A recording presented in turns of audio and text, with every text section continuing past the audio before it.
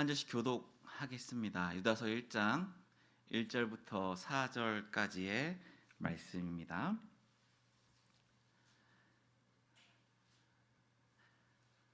예수 그리스도의 종이요 야고보의 형제인 유다는 부르심을 받은 자 곧 하나님 아버지 안에서 사랑을 얻고 예수 그리스도를 위하여 지키심을 받은 자들에게 편지하노라. 긍휼과 평강과 사랑이 너희에게 더욱 많을지어다. 사랑하는 자들아, 우리가 일반으로 받은 구원에 관하여 내가 너희에게 편지하려는 생각이 간절하던 차에 성도에게 단번에 주신 믿음의 도를 위하여 힘써 싸우라는 편지로 너희를 권하여야 할 필요를 느꼈노니 이는 가만히 들어온 사람 몇이 있음이라.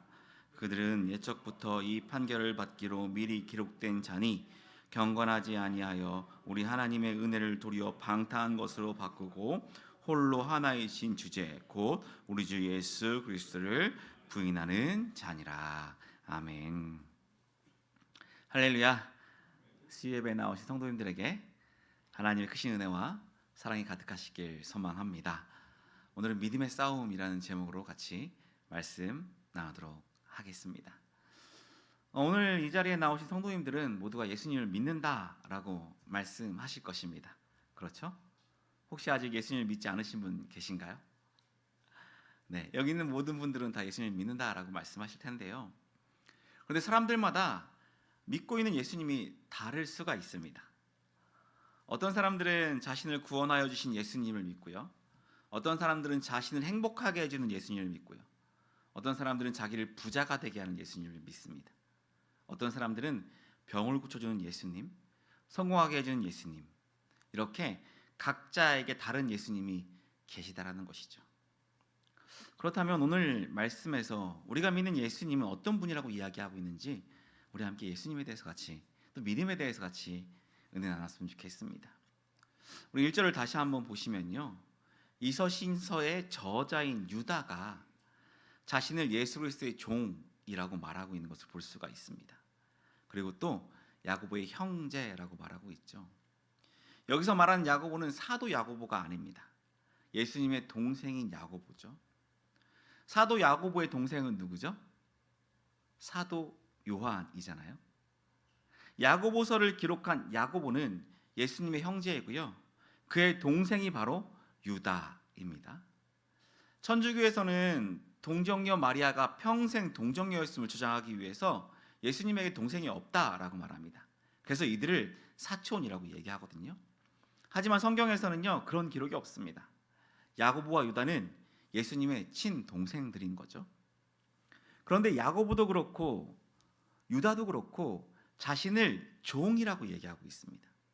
야고보서를 보면요, 자신을 예수 그리스도의 종이라고 말하면서 기록하고 있거든요.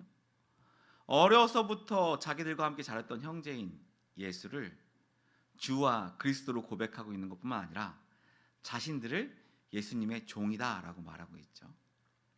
그런데 그들이 어떻게 자기들 형제의 종이라고 말하는 걸까요? 예수님에게 죽을 죄를 지었기 때문에 사죄하는 마음으로 미안해서 자신을 종이라고 이야기하는 걸까요? 한때 그들은 예수님이 그리스도이심을 인정하지 않았던 적이 있습니다. 마가복음 3장에 보면요, 예수님의 가족들이 복음을 전하고 있는 예수님을 찾아온 적이 있습니다. 사람들을 통해서 야, 예수가 미쳤다라는 소식을 듣고 예수를 데리러 온 것이었습니다. 사람들이 이렇게 말하죠. 야, 너희 형이 미쳤어. 너희 형이 메시아래. 자기가 메시아라고 말하고 다녀 라고 말하니까 형제들이 예수님을 잡으러 온 것이었습니다. 그의 형제들도 30년간 함께한 형이 메시아라는 것을 믿지 않았던 것이죠. 이렇게 예수를 믿지 않던 그들이 어떻게 자신들을 예수님의 종이라고 말하게 되었던 것일까요? 어떻게 그들은 자신들을 그렇게 낮출 수 있었던 것일까요? 그것을 알기 위해서는 예수님을 향하여서 주와 그리스도라고 말하는 그 뜻과 의미를 우리가 한번 생각해 봐야 합니다. 지금 우리는 예수님을 주로 고백하고 그리스도라고 고백하는 것이 많이 익숙해져서 큰 의미를 찾지 않고 그냥 그렇게 부릅니다. 그죠? 우린 예수님을 주라고 부르고 그리스도라고 부르잖아요. 그러나 유대인들에게 예수님을 주라고 부르고 그리스도라고 부르는 것은 죽고 사는 문제가 달려 있었던 것이었습니다. 십자가에 못 박히신 예수님이 주와 그리스도가 되셨다라는 이 한마디, 이 말을 전하기 위해서 수많은 사람들이 고난을 받고 죽임을 당했기 때문입니다. 예수님을 주와 그리스도로 고백하지만 않는다면 아무런 핍박도 없고 아무런 고난도 없었을 것인데, 예수님을 주와 그리스도라고 고백했기 때문에 그들은 순교를 당하고 고난을 당했습니다. 이 정도로 중요한 고백이 예수님이 주와 그리스도라고 고백하는 것이라는 것이죠. 우리가 주 예수님을 믿는다는 고백, 주는 그리스도시라는 이 고백은 예수님을 우리의 주인으로 받아들이고 우리의 구원자라고 고백하는 의미뿐만 아니라 이렇게 수많은 피와 순교자들의 역사로 우리에게 전해진 것이기 때문에 정말 큰 의미가 있다는 것입니다. 그렇다면 예수의 형제인 야고보와 유다, 그리고 그 시대의 성도들은 무슨 일이 있었기 때문에, 무슨 일 때문에 고난과 핍박 속에서도 예수님을 주라고 고백하고 그리스도라고 고백할 수 있었던 것일까요? 그 가장 큰 이유는 예수님의 십자가의 죽으심과 부활 때문입니다. 예수님께서 부활하셔서 500여 명의 제자들에게 나타내 보이셨잖아요. 그때 그 제자들 무리 속에 예수님의 동생들도 함께 있었던 것입니다. 왜냐하면요, 예수님께서 승천하시기 전에 제자들에게 이렇게 말하죠. 너희들 예루살렘 떠나지 말고 성령을 받으라 라고 말씀하셨잖아요. 그때 그 무리 속에 예수님의 동생들도 함께 있었기 때문입니다. 말씀을 보면 알 수가 있는데요, 사도행전 1장 14절 말씀을 같이 보겠습니다. 같이 읽어보겠습니다. 여자들과 예수의 어머니 마리아와 예수의 아우들과 더불어 마음을 같이하여 오로지 기도에 힘쓰니라. 아멘. 예수님의 제자와 사람들이 120명이나 모여서 마가의 바락방에서 기도를 했습니다. 그때 예수님의 동생들도 함께 했다라는 것이죠. 이들에게 오순절에 성령이 임했습니다. 성령이 임하게 되자 제자들이 밖에 나가서 뭐라고 선포했는지 한번 말씀해 보도록 하겠습니다. 사도행전 2장 36절 말씀인데요, 같이 한번 읽어보겠습니다. 그런즉 이스라엘 온 집은 확실히 알지니 너희가 십자가에 못 박은 이 예수를 하나님이 주와 그리스도가 되게 하셨느니라 하니라. 아멘. 성령이 임하게 되자 그동안 자신의 육신의 형이었던 예수가, 심지어 미쳤다라고 여겼던 예수가, 그들이 믿어지지 않던 예수가 성령님이 임하게 되자 자신들의 주가 되었고 그리스도가 되었다라는 것입니다. 그리고 자신은 예수님의 종이 될 수 있었던 것입니다. 이런 사건은 바울에게서도 일어났잖아요. 예수를 믿는 사람을 잡아 죽이려고 가다가 바울이 부활한 예수님을 만나게 되었습니다. 그러자 유대교의 배신자, 적대자였던 예수가 갑자기 주와 그리스도로 바뀌게 되었고, 바울 또한 자기가 예수님의 종이 되었다라고 얘기합니다. 바울의 서신서를 보면요, 그가 나는 주의 종이라고 기록된 것들을 우리는 말씀을 통해서 많이 볼 수가 있습니다. 사랑하는 성도 여러분, 우리는 주를 그리스도로 고백하는 믿음의 사람들이죠. 그렇다면 우리는 어떤 존재여야 할까요? 우리들 또한 예수님의 종이 되어야 합니다. 예수님을 믿는다는 것은 예수님을 주로 고백하며 예수님의 종이 되는 것입니다. 예수님은 우리의 주인으로 믿어야 한다는 것이죠. 그런데 우리는 이 고백과는 다르게 신앙생활을 하고 있지 않은지 돌아봐야 합니다. 우리가 믿는 예수님은 우리의 주인이고 우리의 구원자인데, 그런 예수님이 아닌 다른 예수님이 되어서 우리가 예수님을 믿고 있다는 것이죠. 내가 주인이 되어서 예수님이 마치 우리의 종인 것처럼 신앙생활을 할 때가 있다는 것입니다. 마치 주문을 외우듯이 기도를 하면 나의 필요를 채워주고 내가 원하는 것을 해주어야 하는 그런 존재로 예수님을 여기고 있지는 않나요? 이것은 결코 예수님을 주와 그리스도를 믿는 것이 아닙니다. 우리가 주님의 뜻을 따르고 주님이 원하시는 것이 무엇인지를 찾아서 행하는 것, 말씀을 읽고 기도하며 그 뜻을 찾아서 우리의 삶으로 살아가며 주님을 드러내는 삶이 바로 예수님을 주와 그리스도로 고백하는 삶이 되는 것입니다. 1절 말씀을 다시 한번 보도록 하겠습니다. 1절 말씀을 제가 읽어드리겠습니다. 예수 그리스도의 종이요 야고보의 형제인 유다는 부르심을 받은 자 곧 하나님 아버지 안에서 사랑을 얻은 예수 그리스도를 위하여 지키심을 받은 자들에게 편지하노라. 예수 그리스도의 종이요 야고보의 형제인 유다라고 말하고 있죠. 유다는 자신을 예수님의 형제라고 말하지도 못합니다. 나의 형제는 야고보다라고 말하면서 예수님을 그리스도로 고백하고 자신을 노예라고 말하고 있죠. 노예. 어느 누가 노예로 삶을 사는 것을 자랑스럽다고 여길까요? 어느 누구도 노예로 살고 있지 않을 겁니다. 이 노예라는 이 종이라는 신분을 벗어날 수만 있다면 어떤 일이든 마다하지 않고 다 할 것입니다. 그런데 우리는 한번 생각해 봐야 합니다. 예수님의 종이라는 호칭이 얼마나 영광스러운 것인가. 마귀의 종이 아니라 세상의 종이 아니라 나의 영광과 나의 자존심을 위한 종이 된 것이 아니라 우리를 구원하신 주, 우리를 이 땅에 오시고 죄를 사하여 주신 분, 그분의 종이라는 것입니다.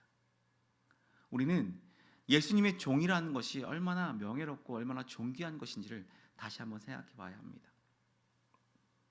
예전에 어떤 분이 저에게 이렇게 물어봤습니다.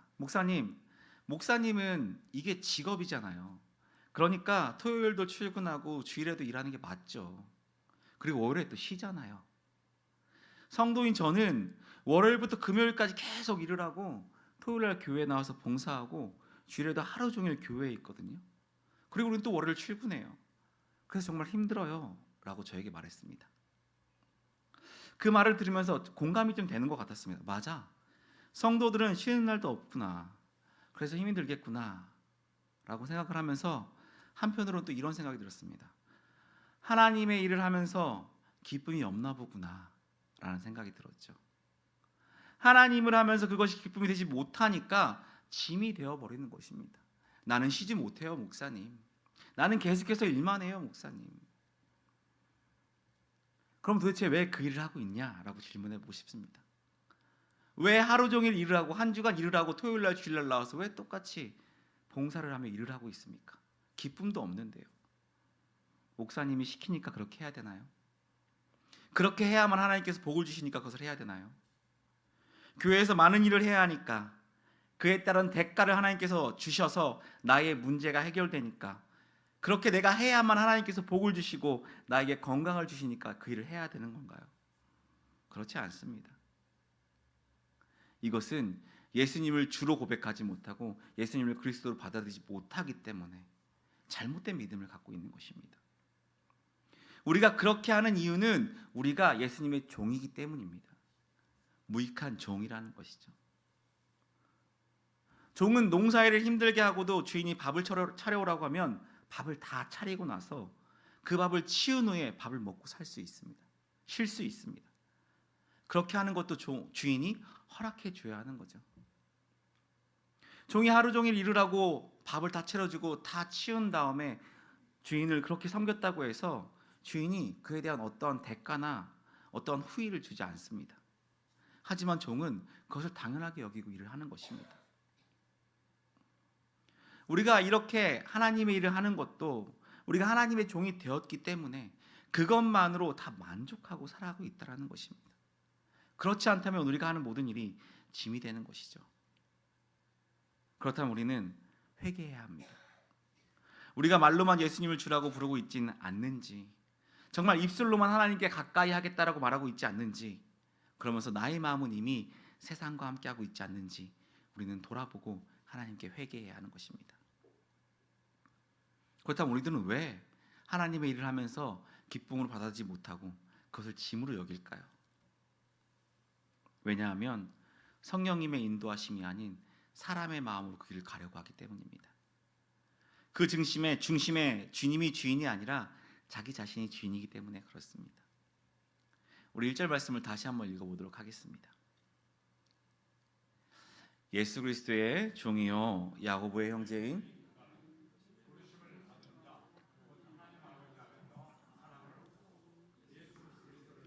지키심을 받은 자들에게 편지하노라. 아멘. 예수 그리스도의 종은 세상의 가치로는 이해가 되지 않는 것이죠.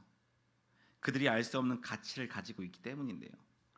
유다는 자기가 종이라고 불릴 만한 가치가 있다라고 이 말씀을 통해서 이해하고 있습니다. 말씀을 보시면요, 부르심을 입은 것, 그리고 하나님 아버지의 사랑을 얻은 것, 그리고 예수 그리스도를 위하여 지키심을 입은 자들이라고 말하고 있습니다. 먼저 부르심을 입었다라는 것이 어떤 거죠? 우리가 주님을 부른 것이 아니라 허물과 죄로 죽어 있었는데 주님께서 우리를 불러주셨다라는 것입니다. 우리는 하나님을 멀리할 수밖에 없는 존재들이죠. 하나님을 가까이 할 수 있는 존재들이죠. 그런데 하나님께서 우리를 찾아오시고 우리를 불러주셨다라는 것입니다. 마치 돌아온 탕자처럼요. 탕자는 자신의 신세가 집에 있는 종보다도 못하다는 것을 깨닫고 집으로 돌아갔습니다. 가서 종으로라도 살 수 있게 해준다면 그것만으로 감지덕지다라는 마음으로 집에 돌아갔죠. 우리는 돌아온 탕자처럼 종으로라도 써주세요라는 마음을 가지고 엎드릴 수밖에 없는 존재들이었다는 것입니다. 그런데 예수님께서 우리를 찾아오시고 우리를 불러주셨습니다. 그리스도의 종은 주의 부르심을 받은 특별한 사람들이라는 것입니다. 세상 사람들은 알 수 없지만 하나님께서 우리를 불러주셨기에 특별한 사람들이기 때문에 우리는 그런 가치를 가지고 있다는 것입니다. 그리고 또 말씀을 보면요, 이런 부르심의 근거는 하나님의 사랑이다라고 얘기하고 있습니다. 하나님 아버지의 사랑을 받은 것이라는 거죠. 하나님의 아버지의 사랑 역시 우리가 하나님을 사랑한 것이 아니라 하나님이 우리를 먼저 사랑해 주셨습니다. 그것을 십자가로 나타내셨죠. 우리가 하나님과 원수가 되어 있을 때에 그 사랑을 십자가로 확증해 보여주셨습니다. 성경은 이것을 복이라고 말합니다. 세상 사람들이 알 수 없는 신령한 복이 바로 이것이다라고 얘기하거든요. 물질, 건강, 잘 먹고 잘 사는 그런 복이 아니라 창세전에 예정하시고 선택해 주시고 거룩하게 하시며 흠이 없다라고 말씀하셔서 우리를 의인이라고 인정해 주시는 것, 예수 그리스도와 연합하게 하셔서 양자로 삼으시고 모든 상속을 받게 하셨다는 것, 하나님 나라의 백성이 되어서 예수 그리스도의 영광을 우리도 얻게 되는 것, 이것이 바로 신령한 복이라는 것입니다.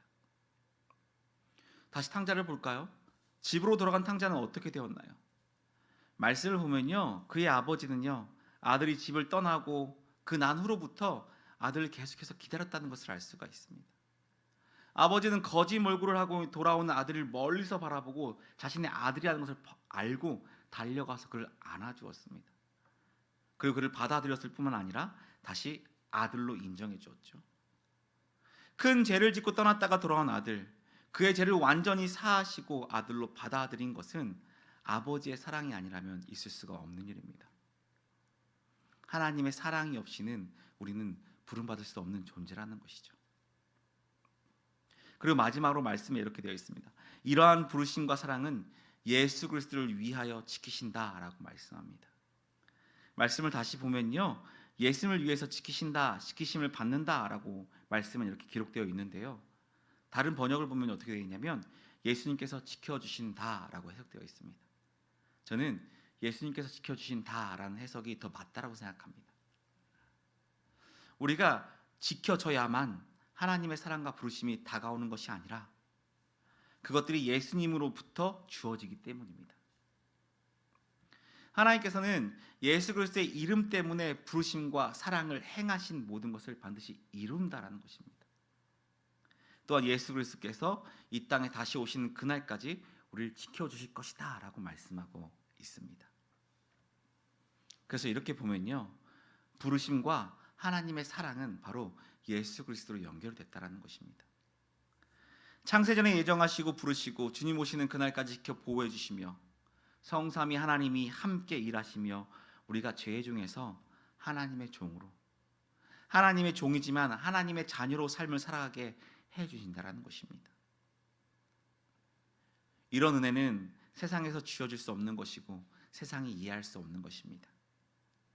이 은혜가 우리에게 주어졌기 때문에 예수님을 주로 고백하고 그리스도, 우리의 구원자라고 고백하게 되는 것입니다. 우리가 종이 되었지만 예수님의 사랑이 고맙고 감사해서 유다와 같이 기쁨으로 하나님의 종이라고 고백할 수 있는 삶이 되었다는 것입니다. 저 여러분의 마음 가운데 하나님의 종이 되었음에 정말 기쁨으로 감사함으로 받아들이는 그런 마음이 있으시길 소망합니다. 또 유다는 이 편지를 쓸 때 구원의 기쁨을 편지에 담아 보내려고 했습니다. 그런데 이 편지에는 믿음에 대한 권면의 내용이 함께 담기게 되었습니다. 우리 3절 말씀을 같이 읽어보도록 하겠습니다. 사랑하는 자들아, 우리가 일반으로 받은 구원에 관하여 내가 너에게 편지하려는 생각이 간절하던 차에 성도에게 단번에 주신 믿음의 도를 위하여 힘써 싸우라는 편지로 너희를 권하여야 할 필요를 느꼈노니. 아멘. 유다는 그냥 복음에 대해서, 그 기쁨에 대해서 기록하고 싶었습니다. 그런데 그들 안에 들어온 잘못된 믿음 때문에 믿음의 싸움을 가져야 한다라고 기록하게 되었다라는 것이죠. 이 시대의 영지주의자로 인해서 이단에 대해서 경계하라는 것입니다. 우리가 그동안 계속해서 요한서신 말씀을 같이 나눴는데요. 요한서신 말씀에서도 가장 중요한 것 하나가 어떤 거였냐면 이단을 멀리하라는 거였습니다. 그때 그 이단이 바로 이 영지주의였습니다. 그 권면이 유다서에도 동일하게 나타나고 있는 것이죠. 그 시대의 영지주의가 얼마나 많은 성도들의 믿음을 떠나게 했는지에 대해서 우리는 알 수가 있는 것이죠. 유다는 이렇게 말합니다. 그들은 일반으로 얻은 구원을 헛된 것으로 만들려 했다라고 말합니다. 여기서 일반으로 얻었다라는 것은 유다가 받은 구원과 성도들이 받은 구원이 동일한 구원이라고 말하고 있는 것이죠. 것입니다. 동일한 구원이라고 말하고 있는 것입니다. 어떤 거냐면요. 누군가는 선한 일을 많이 해서, 누군가는 영혼이 더 맑아서, 누군가는 헌금을 더 많이 해서 구원의 급이 나눠진다라는 것이 아닙니다. 이런 신앙은 금욕주의와 행위로 인한 구원을 말하는 거거든요. 또한 쾌락주의에 빠져 육신을 더럽게 만들고 영혼이 깨끗하면 된다라는 잘못된 신앙을 가지고 있었다라는 것입니다. 하나님 앞에서 볼 때 모든 성도는 다 같은 의를 가지고 있습니다. 왜냐하면 모든 것이 예수 그리스도를 통해서 단번에 주어진 믿음의 도를 받고 있기 때문입니다. 구원이란 단번에 주신 믿음으로 얻은 것인데 이 구원의 도는 사람의 행위나 노력이 아니라 은혜로 주어졌다라는 것입니다.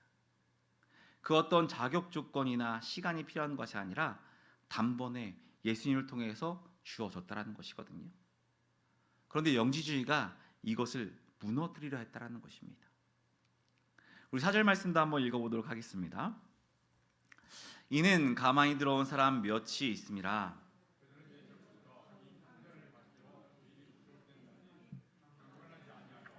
우리 하나님의 은혜를 도리어 방탕한 것으로 바꾸고 홀로 하나이신 주제 곧 우리 주 예수 그리스도를 부인하는 자니라. 아멘. 하나님의 은혜를 방탕한 것으로 바꾼다라고 이야기합니다. 단번에 주신 구원의 은혜를 가볍게 여기게 만들었다라는 것이거든요. 이런 거죠. 내가 한 번의 구원을 받았으니까 이제부터 내가 어떻게 살든 구원의 변함이 없어 라는 신앙입니다. 내가 노력해서 얻을 수 없지만 내가 얻은 것이 죄를 짓는다고 해서 잃어버리지 않으니까 나는 이렇게 살아갈 거야 라고 말하는 거죠. 육체는 어차피 썩어질 거니까 육체를 가지고 온갖 죄를 지어도 상관없다 라고 여기는 자들이 생겨났다는 것입니다. 그래서 자기 몸을 가지고 온갖 방탕한 생활을 하면서도 나는 이미 구원받았어 라고 말하고 다녔다는 것이죠. 어떻게 이런 일이 있을 수 있었을까요? 은혜를 받았는데 그 은혜로 인해서 감사하며 헌신하는 것이 아니라 어떻게 은혜를 방탕한 것으로 바꿔서 사용할 수 있었을까요? 그들의 마음 가운데, 그들의 중심 가운데 잘못된 중심이 서 있었기 때문에 그렇습니다. 그 중심에 무엇을 두고 있느냐가 문제였다는 것이죠. 구원의 목적이 도대체 무엇이냐라는 거죠. 구원의 목적이 나인가 하나님인가에 따라서 이것이 달라진다는 것입니다. 우리가 구원받은 목적은 우리에게 있지 않습니다.